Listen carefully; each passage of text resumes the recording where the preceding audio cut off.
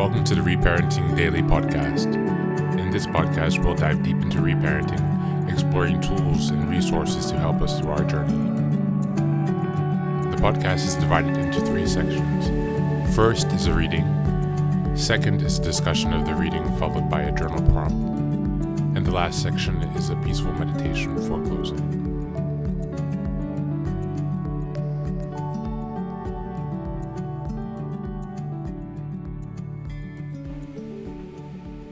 Good morning, good afternoon, and good evening from whenever and wherever you are joining us today. Thanks again for being here. Today we're going to be reading from a book called Read People Like a Book: How to Analyze, Understand, and Predict People's Emotions, Thoughts, Intentions, and Behaviors. This is a book by Patrick King, who is a great author who has written a lot of books on social psychology, social developmental theories, and social anxiety, and overcoming other social issues, basically just to learn how to build more effective relationships. So he has some podcasts and some other resources. You can also check out the link to his page and other resources in the show notes, as well as his text. And without further ado, let's get started. Today we're reading from chapter 1. Motivation as behavior predictor. Why bother to understand people at all? Why go to the trouble of learning about how people operate and why? If you think back to any situation in which you were desperately trying to get a read on someone, it may have been because you were very interested in how they would act, or else trying to understand why they had already acted as they did. To understand why people behave as they do, we need to examine the causes and drivers of their behavior, their motivations. Everyone, including you, is driven to act for some reason or another. You may not always see or understand that reason, but there is one. Only insanity has a person acting for no reason at all. So get a grip in any behavior. To understand it, predict it, or even influence it somehow, you need to understand what is fueling it, i.e., you need to understand what motivates a person. Why did you pick up this book? Why did you get up this morning? Why have you done any of the, no doubt, hundreds of things you've already done today? You had your reasons, conscious or unconscious, and another person might gain considerable insight into who you are by knowing what those motivations were. In this chapter, we're going to look at everything that inspires human beings to act: desire, hate, like, dislike, pleasure and pain, fear, obligation, habit, force, and so on. Once you know what motivates someone, you can start to see their behavior as a natural and logical extension of who they are as a person. You can work backwards from their actions to their motivations, and finally to them, who they are as individuals. People are motivated by psychologically, social, financial, and even biological and evolutionary factors, all of which could interact with one another in interesting ways. What do people care about? Asking about interests, values, goals, and fears is more or less talking about motivations. Once you know where a person is coming from in this sense, you can start to understand them and their world in their own terms. In this chapter, we'll explore the many different motivations behind human behavior. Think of these as explanatory models through which you can observe these behaviors of others and use to understand what you're seeing on a deeper level. Let's start with the deepest level of all, the subconscious. Motivation as an expression of the shadow.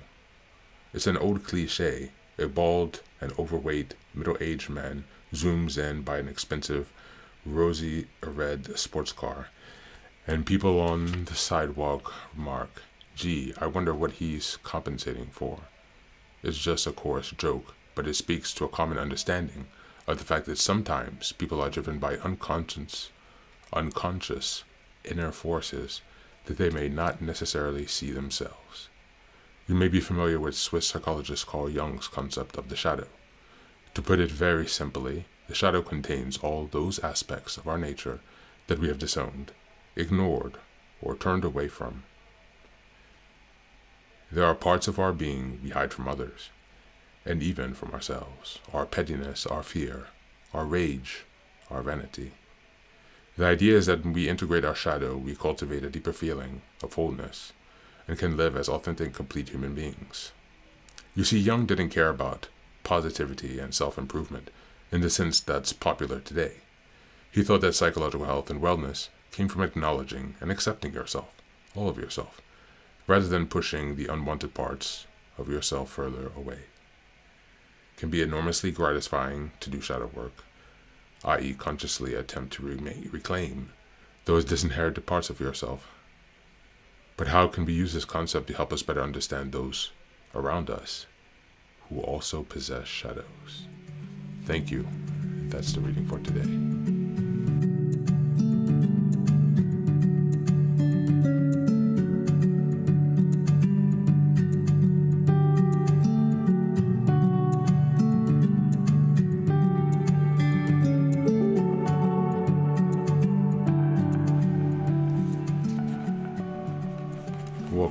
Welcome back, and welcome to a new book, a new reading today. Read People Like a Book by Patrick King. This is a new one today, the first time that we've gone over this book in the podcast. But I've been following Patrick King for some time now and discussing him with people in my community. And his work is quite beneficial for people who have come from the dysfunctional family situations, or toxic narcissistic families, because of the basically the neglect that then precipitated into developmental delays, losses of skills that we did not acquire because of the lack of parenting and poor parenting that we most likely received. And so people such as Patrick King, who is an expert in social psychology and relationships, has a lot to offer us. And so I definitely suggest you pick out this book. Again, check out the title and the author in the show notes. You'll find a link there to the text and as well as the author. This text today, we've read starting from the introduction, the first chapter rather, talking about understanding motivation as a prediction of behavior, how this ties into our subconscious and even the shadow aspect of ourselves. This is a really interesting topic, and there are kind of 2 points. So this is pointing us out into the social world, so focusing on relationships and focusing on others. But we also first must reflect the same attention back towards ourselves so that we will have an understanding of the skills and competencies that we still need to develop. And so one of them is actually having a higher level of self-awareness and insight into your thoughts and actions. Do you actually have clarity on what's motivating you? For example, your core values. You could also be operating out of your false self, which is then tied to your false values. And so it takes time to really reflect on the values that you're operating with in your current life. They could be left over from faulty parent programming, or they could also be coming from negative experiences or projections from others that you've internalized. And in that case, you have been taken away from yourself. Your self-image, as discussed in the reading yesterday, is weakened, which then weakens your ability to connect and respond to your own emotions and your own internal feelings, which then makes it more difficult to connect successfully and create positive and beneficial relationships with others externally. And so today, reflect on how much time you spend thinking about your own motivations, as well as the motivations of others. Explain, or rather reflect, on which is easier for you. Do you feel it's better to understand your own emotions or motivations or those of others? Do you feel that this is a pain point for you in your life? Have you had some painful mistakes that have led to painful consequences? Or do you feel quite confident in this area of your life? Or perhaps it's something that you don't think of quite often at all. In any case, Take some time to reflect on yourself, to understand your motivations, to question your assumptions, the first answers that come to your mind.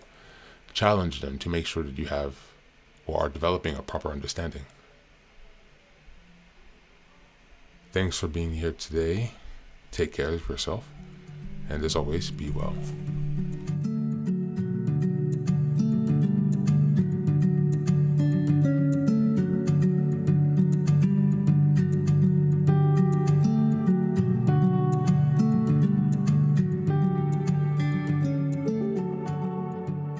And now, let us move on to the final section, the meditation. This is an unguided meditation. I will simply provide some music and you can take some time to relax.